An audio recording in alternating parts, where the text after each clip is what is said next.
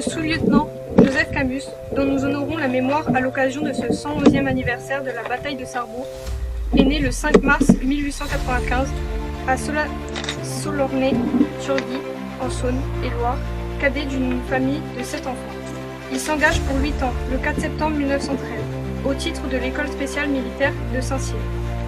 Nommé sous-lieutenant dès du août 1914, il est affecté au 3e bataillon de chasseurs à pied, qu'il rejoint aussitôt dans la région de Saint-Dié et avec lequel il participe au combat de Provins-Cher le 10 août et de Saint-Blaise le 14 août.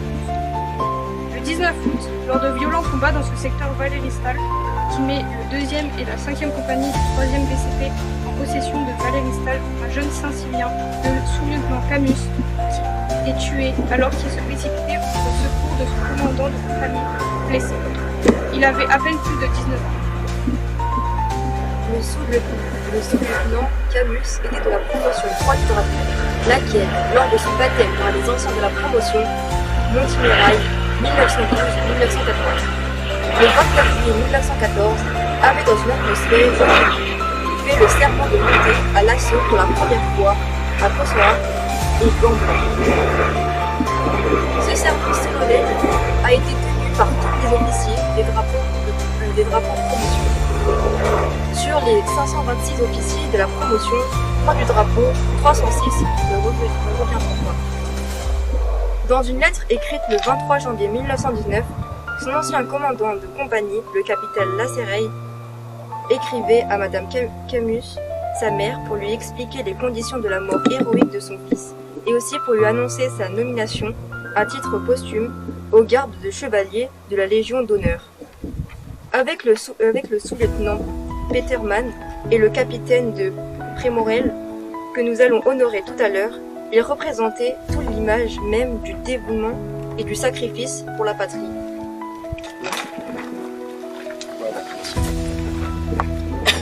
Dans l'autre sens. Ça va être le collégial avec d'accord.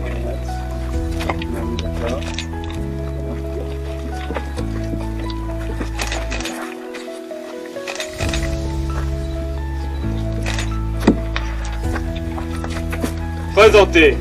Armes.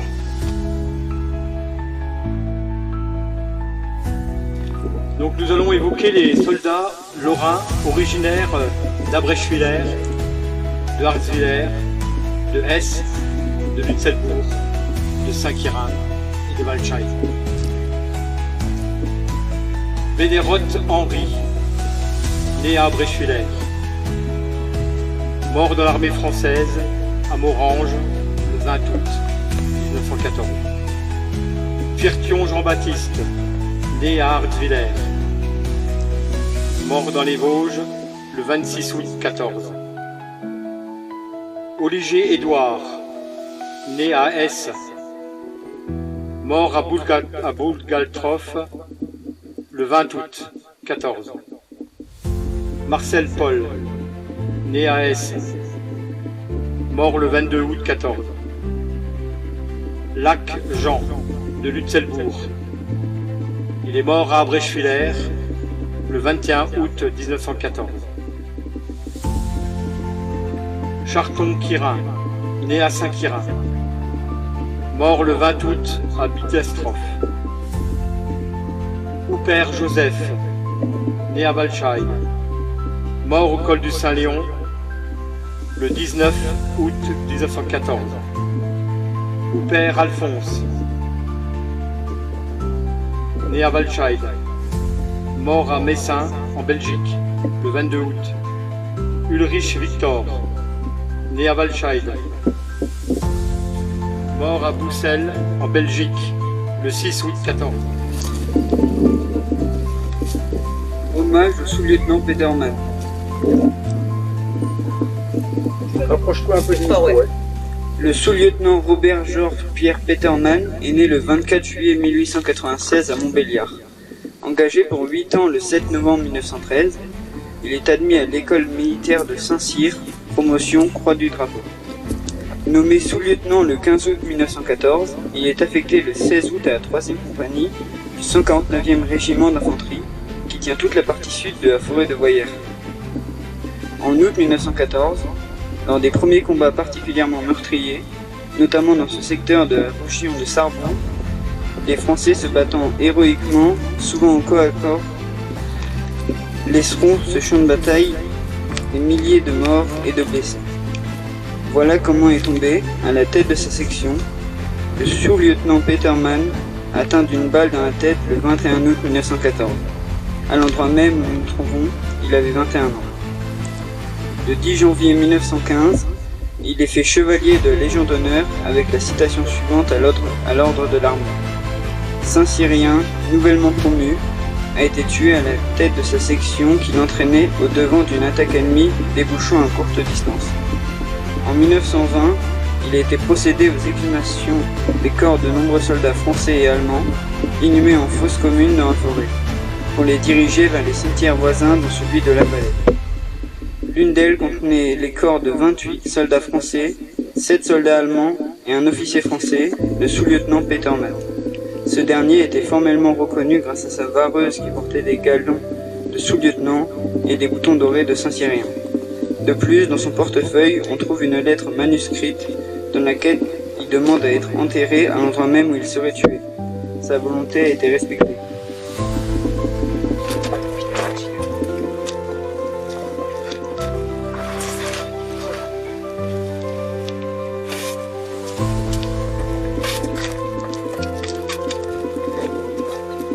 Présentez. Or.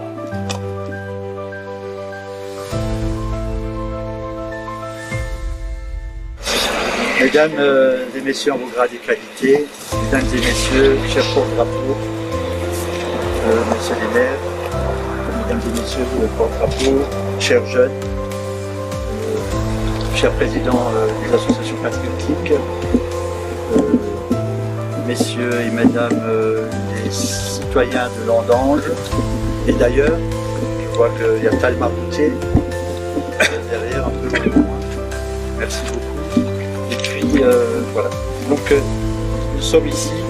Avant de commencer, j'associe la mémoire de notre ancien délégué général adjoint, M. Norbert Yessald, M. Bernard Germain et M. Gérard Marchal, car cette cérémonie à Landange a été initiée par ces trois personnes.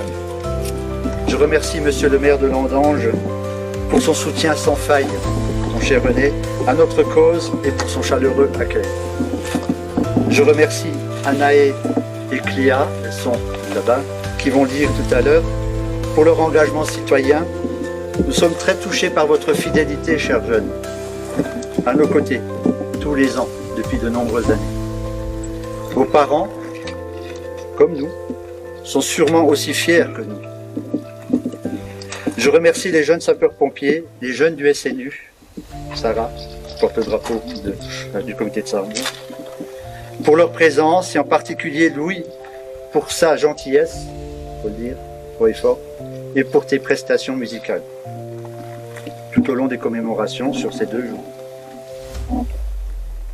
Je remercie les porte-drapeaux et les présidents et vous tous pour votre participation à ces cérémonies commémoratives à la bataille de Sarrebruck organisées par le Souvenir français, ici à Landange, mais également tout à l'heure et demain aux autres stations d'hommage. Le tout pour ne pas oublier, pour essayer de ne pas reproduire, mon cher Camille. Je vous remercie. Je donne la parole à Anaé et à Cléo. Et à Cléa. Nous sommes réunis devant la sépulture du lieutenant Louis-Gaston Guillard, né le 23 juillet 1887 à Coventry dans l'Allier. Officier tombé pas loin d'ici avec 7 autres de ses sapeurs du génie après avoir fait sauter les 2 ponts de Hémin le 21 août 1914 pour empêcher les soldats allemands de franchir le canal de la Marnora et ainsi permettre aux troupes françaises de se replier vers Nancy. Monsieur Guillard est incorporé au 7e régiment du génie le 9 octobre 1908. Nommé caporal en 1909, dans la foulée et pour une durée d'1 an, il suivra le cours spécial pour devenir officier du génie. Il sera nommé sous-lieutenant et affecté au 4e régiment du génie de Montluçon le 1er avril 1910. Libéré de ses obligations militaires, il se marie le 27 mars 1913 à Montluçon. Mobilisé le même jour que la déclaration de guerre, le sous-lieutenant rejoint le régiment du 4e génie le 3 août 1914 Le 7 août 1914, il part en campagne. Tué à l'ennemi le 21 août 1914 à Landange, il sera nommé à titre posthume lieutenant le 27 août 1914. Tout comme il sera cité à l'ordre de l'armée et sera fait chevalier de la Légion d'honneur, le lieutenant Guyard est titulaire de la Croix de guerre avec 2 palmes. Son fils Daniel, qu'il ne connaîtra pas, naîtra quelques mois plus tard, le 26 janvier 1915. Ce dernier décédera en 1952. Cette sculpture a été entièrement rénovée par le Souvenir français de Lorquin, avec ses fonds propres, aidés financièrement par la municipalité de Landange. Hymnes patriotiques écrits par Victor Hugo et qui sont de circonstance. Ceux qui sont morts pieusement pour la patrie ont droit qu'à leur cercueil. Les foules viennent et prient. Entre les plus beaux noms, leur nom est le plus beau. Gloire à notre France éternelle, gloire à ceux qui sont morts pour elle. À vous l'immortalité, mon lieutenant, à nous le souvenir, à nous le souvenir, à eux l'immortalité. Merci.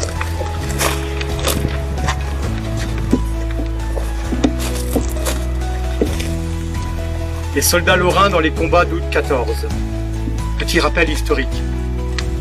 Le 18 janvier 1871, dans la galerie des glaces du château de Versailles, l'Empire allemand est proclamé.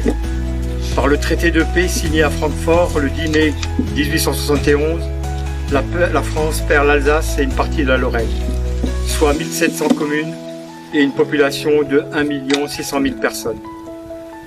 Cette partie de la France annexée portera le nom officiel de Reichsland Elsass-Lothringen. La cession de ces territoires a été reconnue par toutes les puissances européennes et les Français d'Alsace, de Moselle, de la Meurthe et des Vosges sont devenus des citoyens allemands.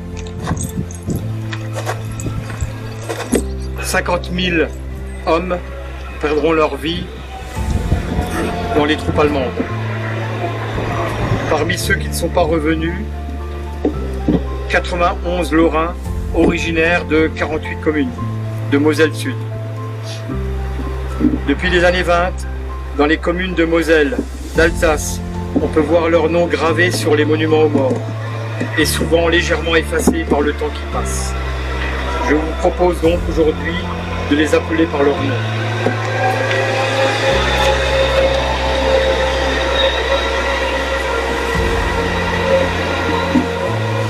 Amand Colin, de Foulcré,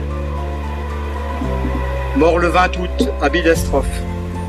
Dieudonné, Adolphe, de Foulcré, lieu de décès Bidestrophe, date de décès le 20 août. Louis Camille, de Foulcré, lieu de décès Arberg, date le 20 août 14.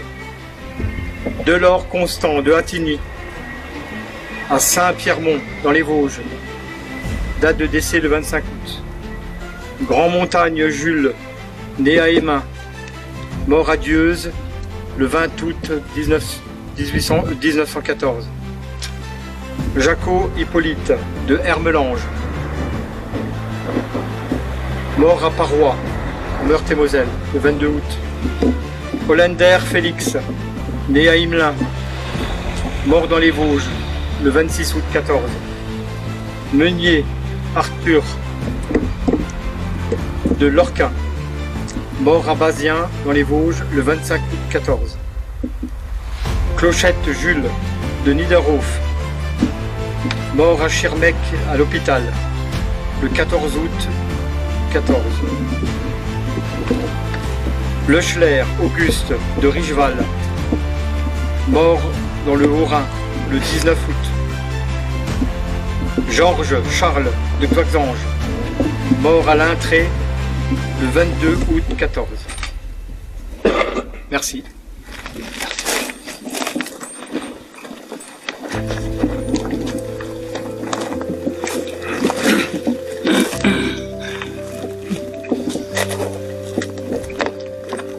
Cérémonie présidée par le délégué général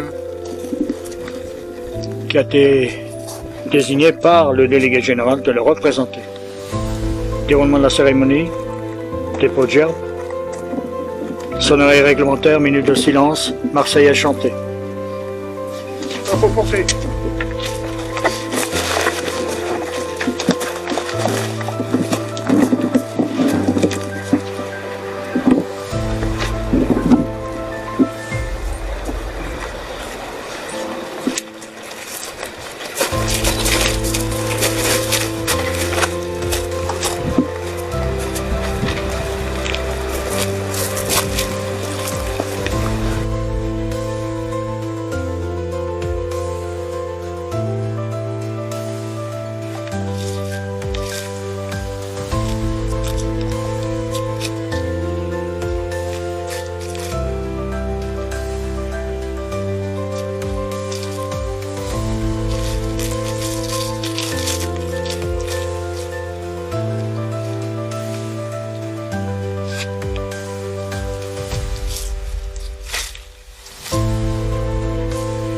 mort.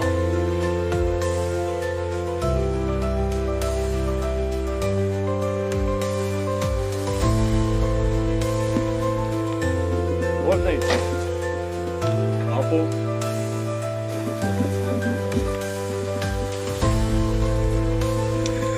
Évocation des soldats lorrains dans les combats d'août 14. Petit rappel historique.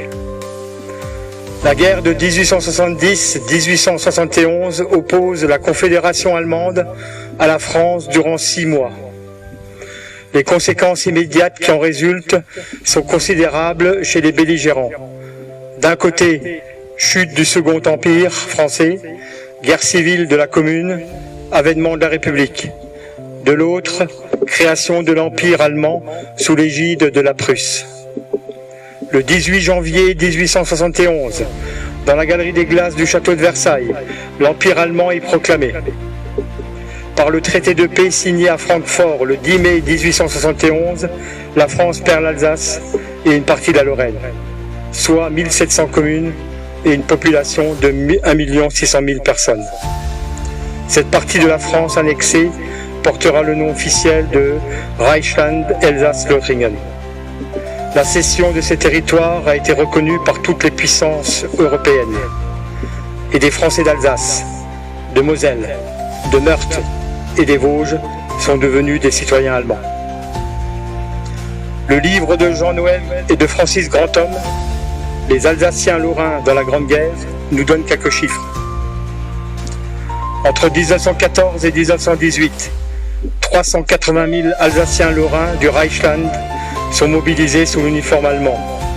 Ils servent sous tous les fronts, dans toutes les armes et services. Mais leur origine suscite parfois la méfiance de leurs camarades et supérieurs. 50 000 d'entre eux ne reviendront pas. 150 000 seront blessés et 30 000 faits prisonniers. 91 Lorrains originaires de 48 communes de Moselle Sud ne sont pas revenus des combats d'août 14. Depuis les années 20, dans les communes de Moselle et d'Alsace, on peut voir leurs noms gravés sur les monuments aux morts, et souvent légèrement effacés par le temps qui passe. Je vous propose donc aujourd'hui de les appeler par leur nom.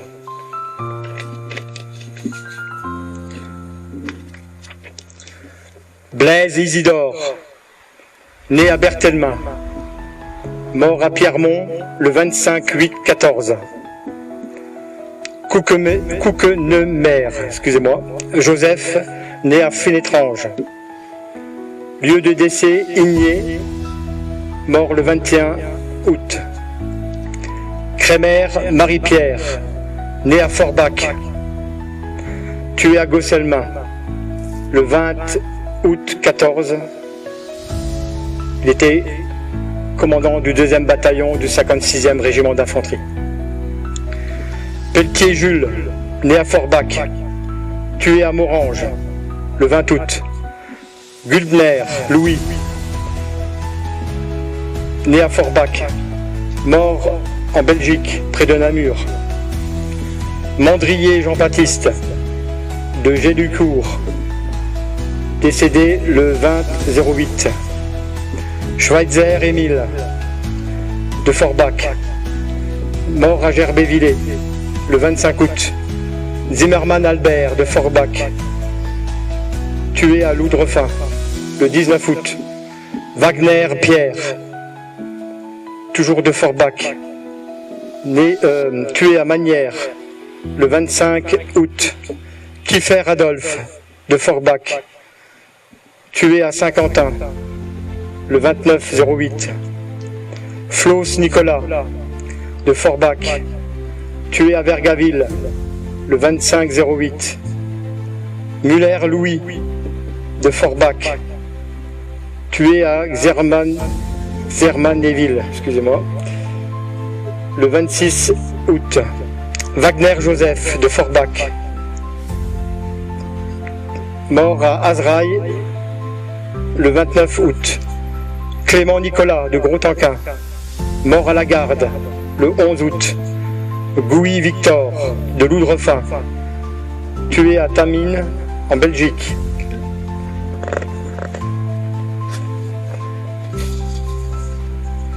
Tro Albert de Mittersheim, tué à Saint-Quirin le 19-8. Klein Georges de Mittersheim, tué à Saint-Quentin le 29-8. Barda Lucien de Münster, tué en Belgique. Varin Gustave de Münster, tué à Namur le 23 août. Dedémon Victor, né à Münster, mort à l'hôpital de Sarreguemines le 26 août. Gastalter Antoine de Saint-Jean-de-Bassel, mort à Lunéville le 27 août. Merci pour eux.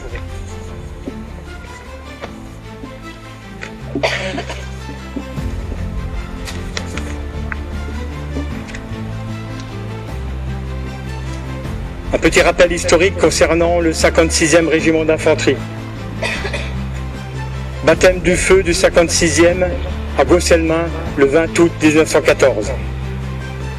Dans la nuit du 19 au 20 août, après une marche de nuit fatigante, le 56e prend position dans les bois situés au sud-ouest du village de Gosselmin, occupé par l'ennemi, et commence au petit jour l'attaque du village sans aucune préparation d'artillerie. Le 2e bataillon en tête s'élance à l'assaut sous une fusillade meurtrière venant des lisières et des hauteurs avoisinantes.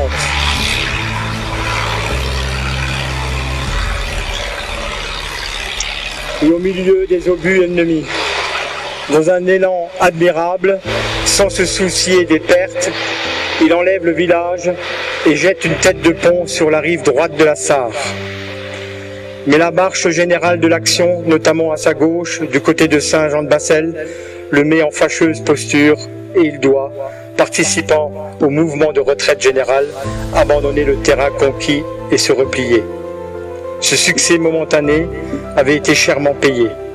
Le régiment avait hors de combat près du tiers de son effectif.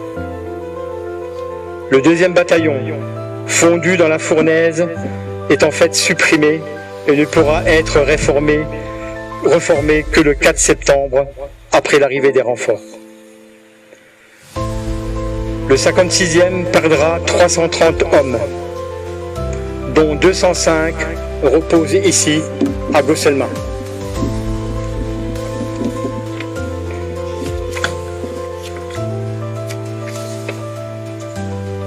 Vous pouvez voir la photo du chef de bataillon Marie-Pierre Alphonse Crémer,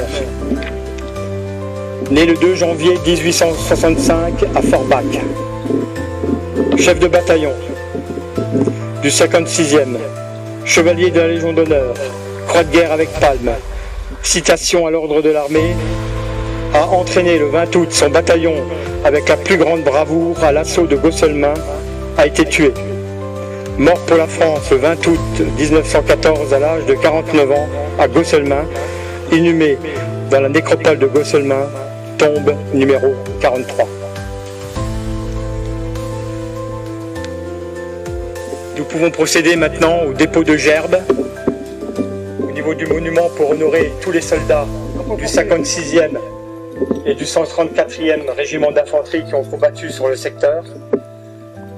Et nous aurons également une pensée pour tous les soldats allemands qui sont inhumés à l'autre bout du cimetière.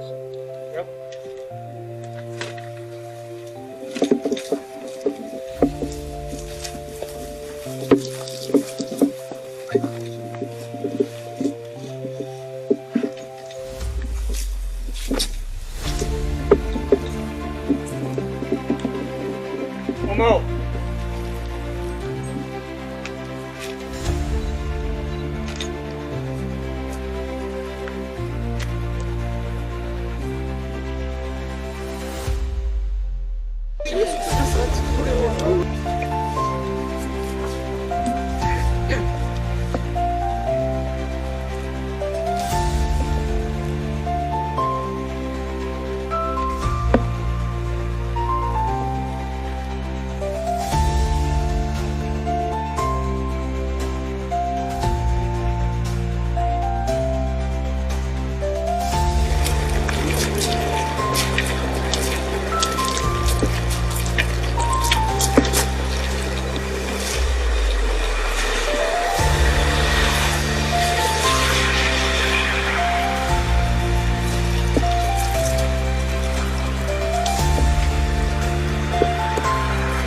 Encore.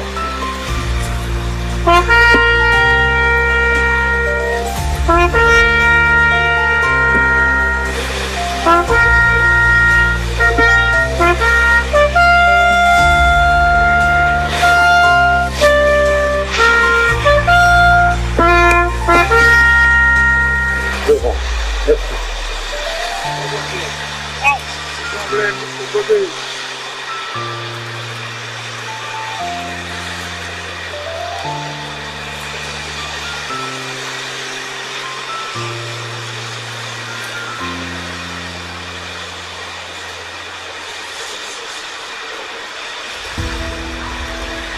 Ensuite, c'est la bière du souvenir français qui va être déposée. J'invite